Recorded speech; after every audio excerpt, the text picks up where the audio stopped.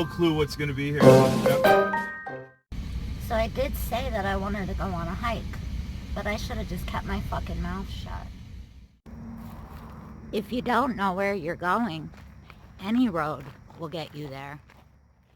Foundation to something over here. I'm on top of the world. My wife says she's on top of the world. So I'm going to get off of the world here. No, come back.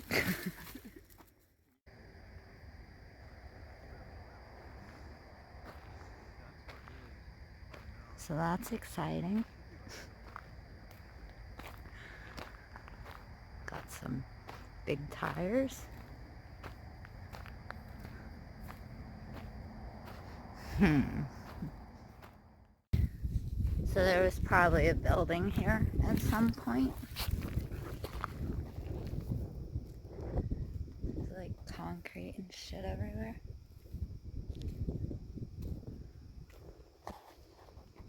Looks like it was a big building.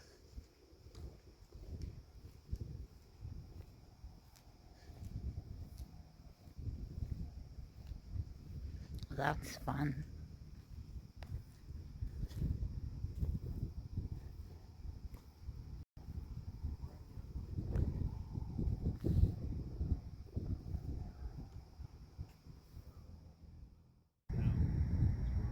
Big tires.